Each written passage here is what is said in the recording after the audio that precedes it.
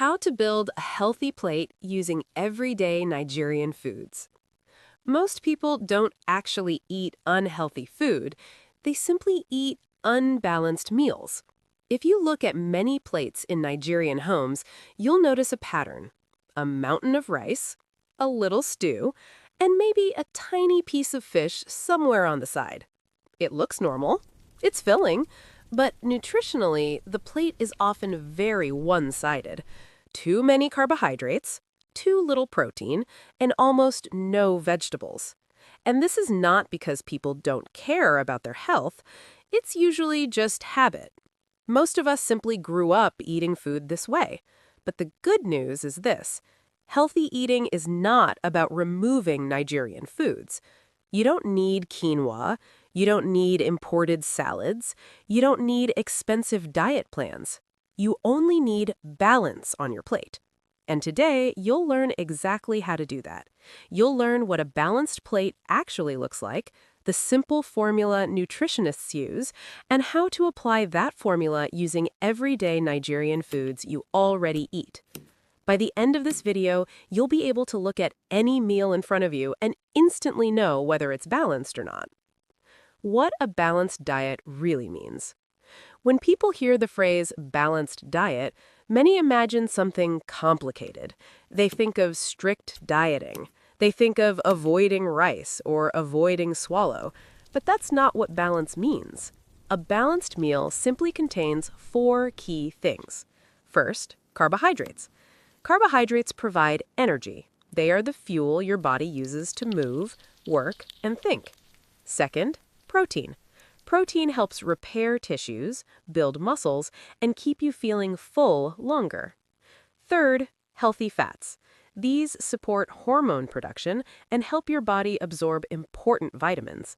And finally, fiber and micronutrients, which mostly come from vegetables and fruits. These nutrients help digestion, support immunity, and keep your body functioning properly.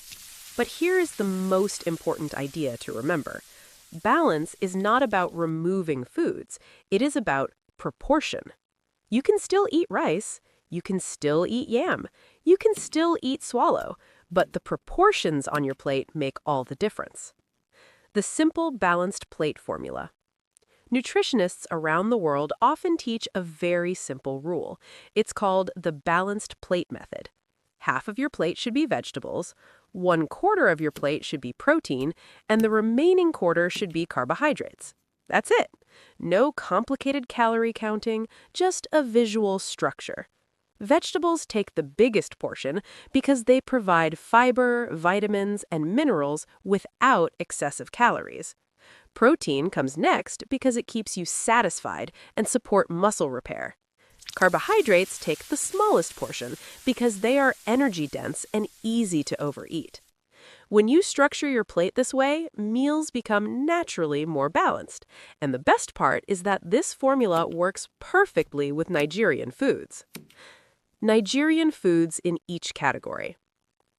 Let's break down some common Nigerian foods according to these groups. First, carbohydrates.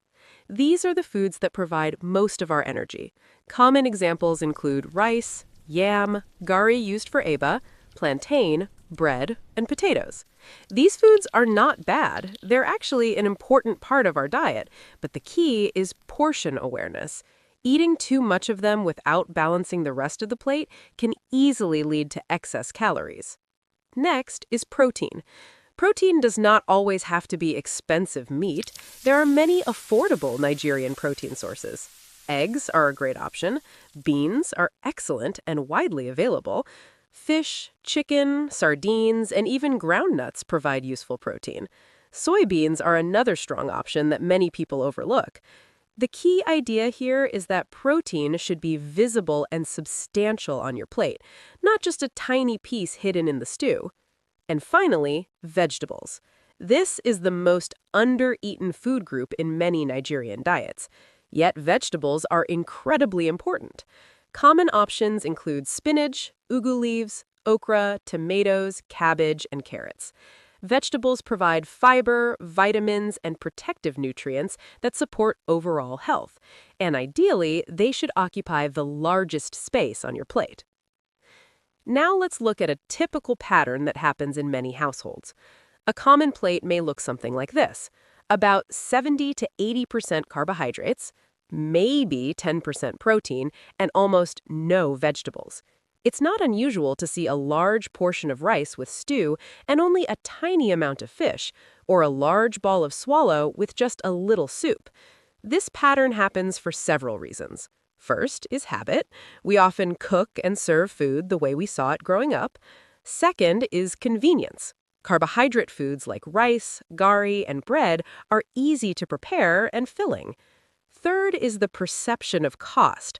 Many people assume protein or vegetables are too expensive, even though affordable options do exist.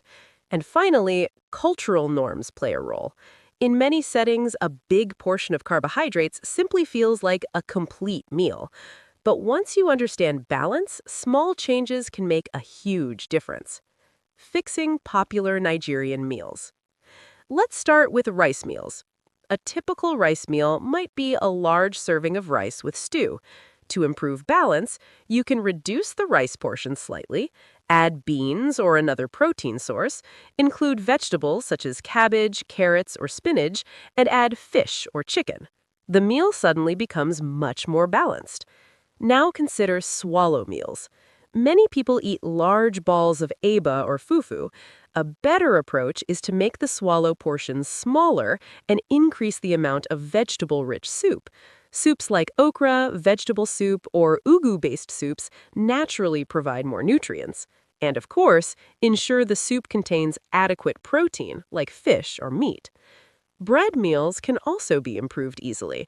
Instead of bread with a sugary drink, try bread with eggs or bread with sardines, and consider adding fruit on the side.